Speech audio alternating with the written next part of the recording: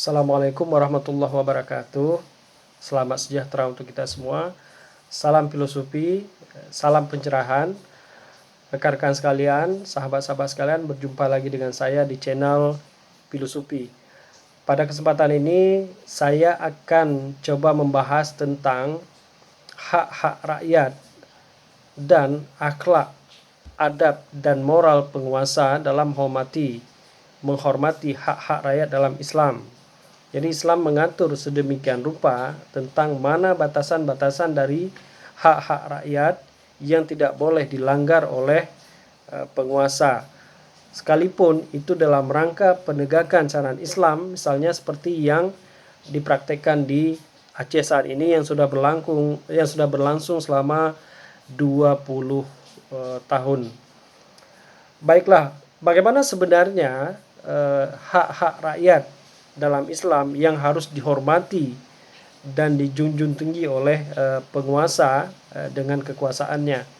Nah, untuk mengetahui hal ini, saya akan menyampaikan kisah Khalifah Umar bin Khattab. Nah, pada suatu malam, Khalifah Umar bin Khattab mengadakan semacam ronda malam ditemani oleh Abdullah ibnu Mas'ud. Nah, ketika berjalan di tengah malam, lalu Khalifah Umar melihat satu kelipan cahaya di sebuah rumah. Lalu Khalifah Umar bersama Abdullah bin Mas'ud mendekati rumah tersebut, dan semakin didekati, sayap-sayap di rumah tersebut terdengar suara orang tua dan seorang perempuan yang sedang bernyanyi. Nah, didapatilah pemandangan yang membuat Khalifah Umar sangat marah, yaitu seorang orang tua. Di hadapan orang tua itu ada cawan minuman dan seorang perempuan yang sedang menari. Lalu kemudian Khalifah Umar masuk, menghardik dan menampakkan diri. Khalifah Umar berkata, "Celakalah wahai kau orang tua. Kau sedang menanti ajalmu, namun kau melakukan maksiat. Apakah kamu berpikir Allah akan mengampunimu? Allah akan menutupi aibmu sedangkan engkau berbuat maksiat." Namun di luar dugaan Khalifah Umar, orang tua tersebut dengan tenang menjawab, "Jangan tergesa-gesa wahai Amirul Mukminin. Saya melakukan maksiat 1 kali, namun Anda telah melanggar perintah Allah 3 kali."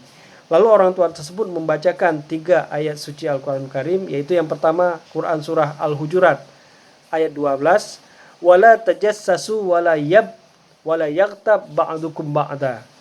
Jangan mengintip keburukan orang lain, dan Anda telah mengintip, wahai Amirul Mukminin.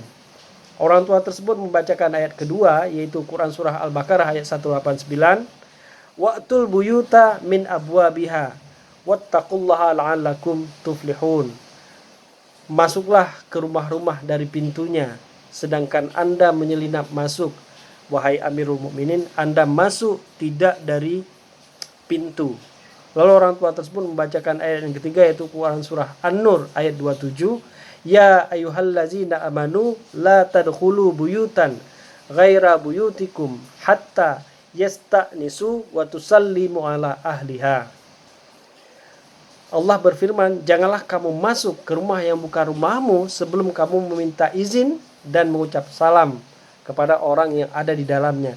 Dan Anda, wahai Amirul Mukminin, Anda telah masuk ke rumah saya tanpa ada izin dari pemiliknya." Mendengar 3 ayat yang dibacakan tersebut, Khalifah Umar terdiam, lalu menggigit bajunya dan menangis. Lalu Khalifah Umar berkata kepada dirinya sendiri, "Benar orang tua ini, celakalah wahai kau Umar. Bagaimana jika Allah tidak mengampuni atas apa yang telah engkau lakukan ini?" Nah, sahabat sekalian, orang tua tersebut yang dihardik oleh Umar tersebut ternyata adalah salah seorang anggota tetap dari majelis ilmu yang diasuh oleh Umar bin Khattab. Pemimpin pada saat itu punya kapasitas keilmuan di atas rata-rata. Dia menguasai banyak sekali keahlian, tidak hanya agama, misalkan juga keahlian dalam teknik dalam berperang dan lain sebagainya. Lalu selang berapa lama orang tua tersebut tidak terlihat pada majelis Umar. Lalu suatu kali orang tua tersebut terlihat pada majelis Umar. Dia menghadiri majelis yang diasuh oleh Umar bin Khattab, tetapi dia duduk di barisan paling belakang karena dia takut dilihat oleh Umar dan akan dipermalukan di depan umum.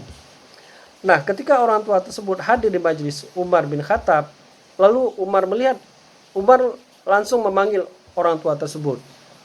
Wahai orang tua, kemarilah, kata Umar di hadapan orang banyak. Orang tua tersebut dia merasa sangat ketakutan sekali, namun juga pasrah. Mungkin bisa jadi akan dipermalukan di hadapan orang banyak.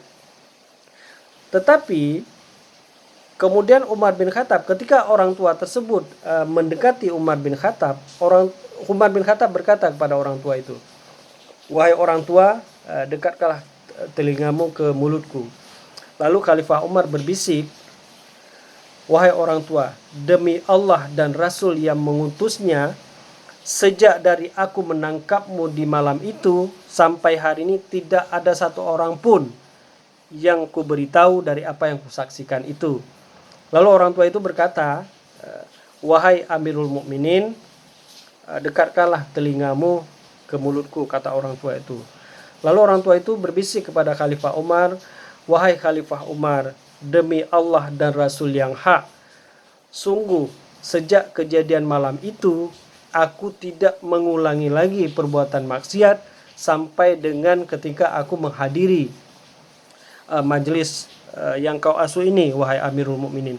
Lalu keduanya bertakbir, dan hanya Khalifah Umar dan orang tua tersebut yang ditangkapnya itu yang mengetahui apa yang mereka bicarakan. Nah, sahabat sekalian, demikian akhlak yang harus dipunyai oleh seorang penguasa dengan kekuasaannya dalam menjaga hak-hak rakyat.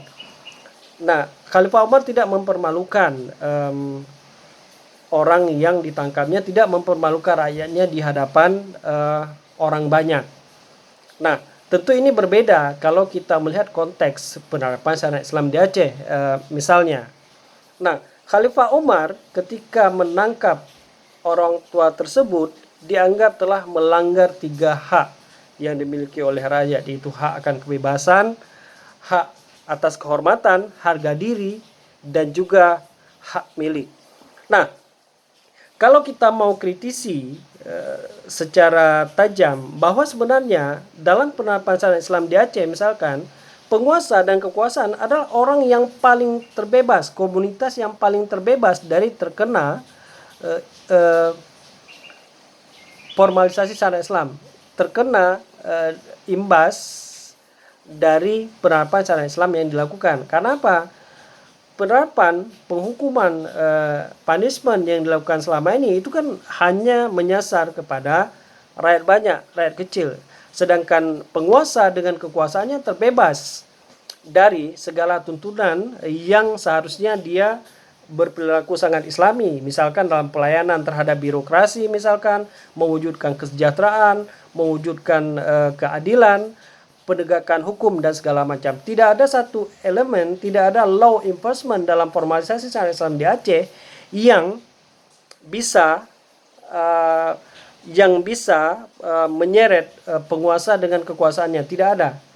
Jadi 20 tahun penerapan syariat Islam di Aceh, rakyat banyak, rakyat kecil itu telah menjadi kelinci percobaan dari penguasa dengan kekuasaan yang dimilikinya. Kalau kita merujuk kepada teks-teks klasik Islam, misalkan di dalam, misalnya kita merujuk kepada Al-Ahkam Sultaniyah karangan Mawardi, ada satu lembaga, dan kami sudah mengatakan ini sejak 20 tahun yang lalu, bahwa sebenarnya yang pertama sekali perlu dibentuk itu bukan Wilayatul Hisbah, tetapi adalah Wilayah Madzalim. Wilayah Madzalim adalah satu lembaga resmi yang dibentuk, yang kerjanya adalah mengontrol, melihat, menyelidiki, bahkan mengaudit harta-harta kekayaan yang dimiliki oleh pejabat, yang dimiliki oleh keluarga pejabat, yang dimiliki oleh saudara-saudara penguasa atau segala koneksi yang ada padanya ya. Kalau kita lihat semacam KPK lah. Nah, kalau di Aceh bisa dibentuk ini dari awal sebetulnya, maka syariat Islam di Aceh itu bisa memberikan sesuatu yang penting, norma hukum yang penting, norma sosial yang penting yang bisa dirujuk oleh banyak pihak. Nah, hari ini kita melihat bahwa sebenarnya ada asas ketidakadilan dalam implementasi syariat Islam yang berlangsung di Aceh saat ini, dan ini sudah menjadi rahasia umum dan kita tidak tahu apakah akan terjadi satu revolusi besar yang akan menggerogoti agar pemerintahan ini menjadi pemerintahan yang juga menjadi bagian yang terkena dari penerapan syariat Islam jika mereka melanggar ketentuan-ketentuan syariah yang akan terjadi, yang ada di dalamnya. Jadi demikian, bahwa penguasa itu juga punya adab, punya akhlak, punya moral yang harus dipraktekkan dalam menjaga hak-hak rakyatnya. Jadi penguasa dengan kekuasaannya tidak boleh mempermalukan rakyatnya. Bahkan demikian juga sebaliknya.